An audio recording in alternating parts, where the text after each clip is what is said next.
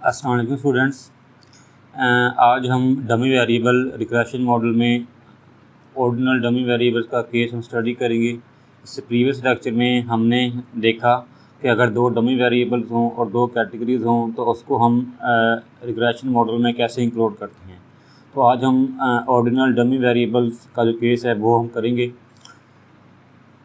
जैसा कि आपको पता है कि डमी वेरिएबल्स मुराद आपके कैटेगोरिकल या फिर क्वालिटेटिव वेरिएबल्स होती हैं जिनकी सिर्फ दो न्यूमेरिकल वैल्यूज़ होती हैं, 0 और 1। 0 का मतलब है एब्सेंस ऑफ एट्रीब्यूट एंड 1 का मतलब है presence of attribute. So dummy variables को हम बाइनरी वेरिएबल्स भी कहते हैं because binary means 2, so there are only 2 numerical values of a dummy variable. अब जो ऑर्डिनल वेरिएबल्स से मुराद ऐसे वेरिएबल होते हैं जो कि कैटेगोरिकल नेचर की होती हैं, बट उन कैटेगरीज़ का एक नेचुरल ऑर्डर होता है। उन कैटेगरीज़ को हम रैंक भी हम कर सकते हैं। मसलन के जो एजुकेशन लेवल है स्टूडेंट्स का वो एक डमी ऑर्डिनल वेरिएबल है बिकॉज एजुकेशन लेवल की ऑर्डिनल कैटेगरीज़ हैं। फॉर एग्ज़ाम्पल प्राइमरी एजुकेशन है, फिर उससे हाईएस्ट सेकेंडरी एजुकेशन है और फिर टर्शरी एजुकेशन है। ठीक है, तो इस तरह एजुकेशन लेवल भी एक ऑर्डिनल वेरिएबल है। सिमिलरली जो इनकम ग्रुप्स होती हैं like the low income group है, मिडिल इनकम ग्रुप है और जो हाई इनकम ग्रुप है, तो ये भी एक ऑर्डिनल कैटेगोरिकल वेरिएबल है। सिमिलरली अगर आप देखें कि जो डेजिग्नेशन है एम्प्लॉयज़ की है तो वो भी एक ऑर्डिनल वेरिएबल है। जैसे कि लेक्चरर है, असिस्टेंट प्रोफेसर है, एसोसिएट प्रोफेसर है और प्रोफेसर है। तो ऐसे वेरिएबल्स को मॉडल में हम कैसे इंक्लूड करते हैं, तो आज हम वही स्टडी करेंगे। यहाँ पर आपको एक डमी वेरिएबल रिग्रेशन मॉडल दिया हुआ है जहाँ पे जो y है ये किसी यूनिवर्सिटी के टीचिंग स्टाफ की सैलरी को शो कर रहा है, उनकी जो एक्सपेक्टेड सैलरी को शो कर रहा है। यहाँ पे जो बीटा 1 है ये आपका ये इंटरसेप्ट है। जो बीटा 2, बीटा 3 एंड बीटा 4 हैं ये आपके डिफरेंशियल कोफिशिएंट्स हैं for D2, D3 and D4। अब ये D2, D3 एंड D4 क्या हैं, ये हमारे डमी वेरिएबल्स हैं। तो D2 जो है ये असिस्टेंट प्रोफेसर का एक डमी वेरिएबल है। अगर इंडिविजुअल, अगर वो टीचर या अगर वो एम्प्लॉय, अगर वो असिस्टेंट प्रोफेसर है तो उसको हम न्यूमेरिकल वैल्यू 1 देंगे एंड 0 अदरवाइज़। सिमिलरली अगर कोई टीचर वो एसोसिएट प्रोफेसर है तो उसको हम D3 = 1 करेंगे एंड 0 अदरवाइज़ करेंगे। सिमिलरली जो प्रोफेसर है उसके लिए जो डमी है वो D4 है, इसको हम 1 करेंगे अगर वो प्रोफेसर है, अगर नहीं है तो फिर 0 करेंगे। यहाँ पर हमें उनकी जो न्यूमेरिकल वैल्यूज़ हैं इन कोफिशिएंट्स की वो भी हमें दे दी गई हैं और हमसे कहा गया है कि आपने ये चीज़ें आपने बतानी हैं।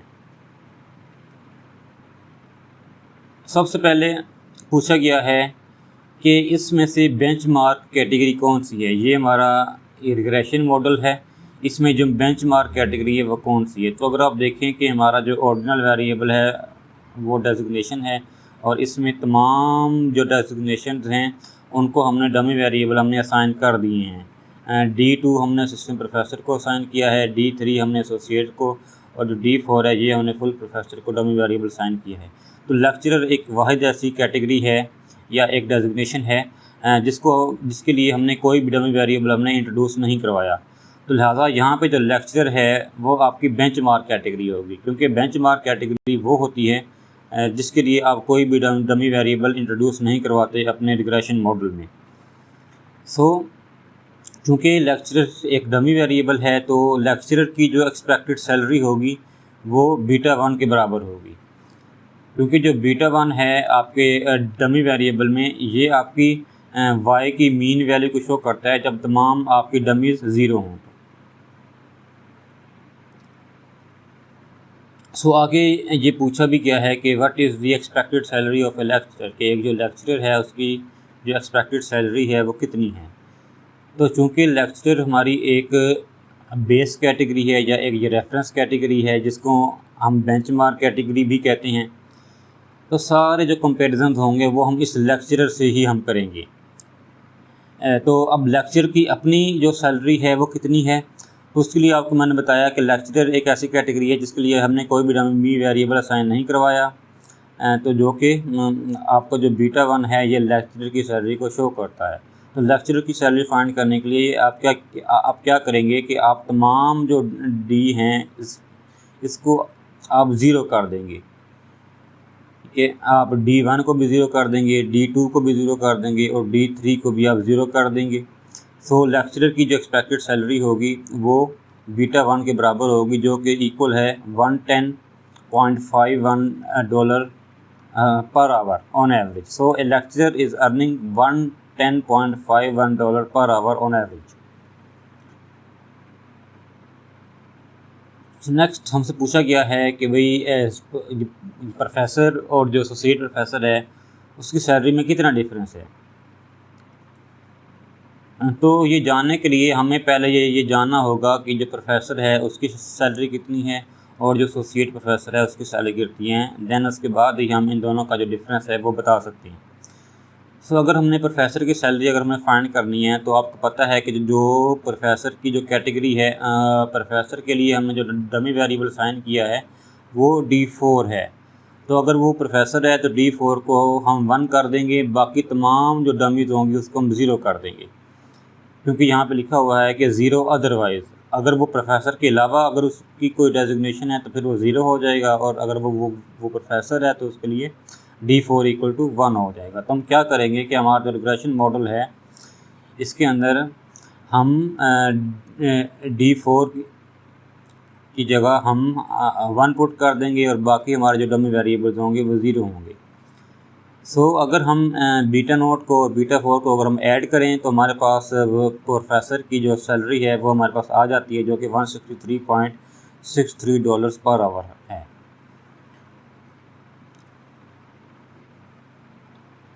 सिमिलरली एसोसिएट प्रोफेसर की जो सैलरी है वो भी हम ऐसे ही फाइंड करेंगे, क्योंकि आपको पता है कि जो एसोसिएट प्रोफेसर के लिए हमने जो डमी असाइन की है वो D3 है।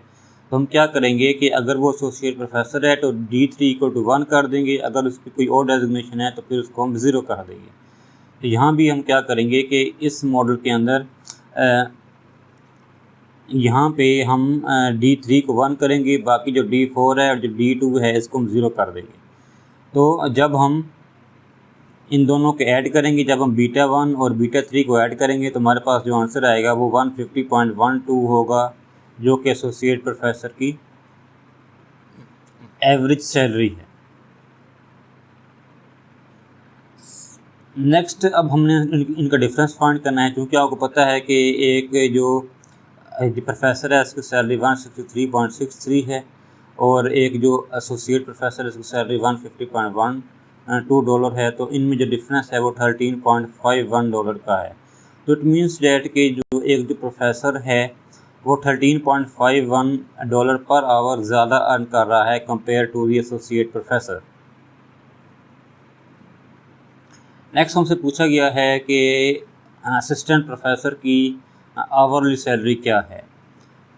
तो जैसे हमने ऊपर प्रोफेसर और एसोसिएट प्रोफेसर की सैलरी हमने फाइंड की थी, सिमिलरली हमने इसी तरह असिस्टेंट प्रोफेसर की भी सैलरी हमने फाइंड कर लेनी है। अब आपको पता है कि जो असिस्टेंट प्रोफेसर है उसके लिए हमने कौन सा डमी वेरिएबल असाइन किया है, इसको हमने D2 हमने असाइन किया है।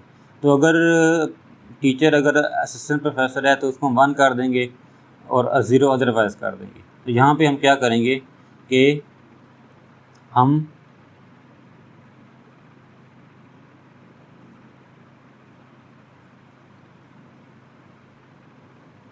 यहाँ पे D2 को 1 कर देंगे और D3 और D4 को हम 0 कर देंगे। तो जो असिस्टेंट प्रोफेसर की जो सैलरी होगी वो फाइंड करने के लिए हम बीटा 1 और बीटा 2 को हम ऐड कर देंगे, तो हमारे पास जो आंसर आएगा वो $171.94 पर आवर आएगा। नेक्स्ट हमसे पूछा गया है कि आपने जो एसोसिएट प्रोफेसर है और जो प्रोफेसर है उसकी सैलरी बतानी है। ये ऑलरेडी हमने ऊपर फाइंड की हुई है। अगर हमने प्रोफेसर की सैलरी फाइंड करनी है तो हम क्या करेंगे कि D4 को 1 कर देंगे, बाकी जो D2 और D3 हैं इसको हम 0 करेंगे। तो हम बीटा 1 और बीटा 4 को ऐड करने से हमारे पास जो है वो प्रोफेसर की सैलरी आ जाएगी। यहाँ पे D3 और D2 को हम इसलिए ज़ीरो कर रहे हैं क्योंकि वो प्रोफेसर है, तो अगर ये प्रोफेसर है तो सिर्फ D4 आपका 1 होना चाहिए, बाकी सारे डमीज़ आपके ज़ीरो होने चाहिए। सिमिलरली अगर वो एसोसिएट प्रोफेसर है तो आपका जो D3 है वो 1 होना चाहिए, बाकी जो दोनों D2 और D4 हैं ये आपके ज़ीरो होने चाहिए। तो अगर तो लिहाजा जो एसोसिएट प्रोफेसर है वो $150.12 पर आवर वो अर्न कर रहा है। नेक्स्ट अब आप इसकी जो समरी है वो अब देख लें कि जो लेक्चरर है वो $110.51 अर्न कर रहा है, जो कि हमारी बेंचमार्क कैटेगरी थी, जो कि सिर्फ जो बीटा 1 है हमारा वो था। और जो प्रोफेसर है वो $13.51 ज़्यादा अर्न कर रहा है compare to the associate professor. और जो असिस्टेंट प्रोफेसर की जो सैलरी है वो $171.94 है, और एसोसिएट प्रोफेसर जो है वो $150.12 अर्न कर रहा है, और जो प्रोफेसर है वो $163.63 अर्न कर रहा है।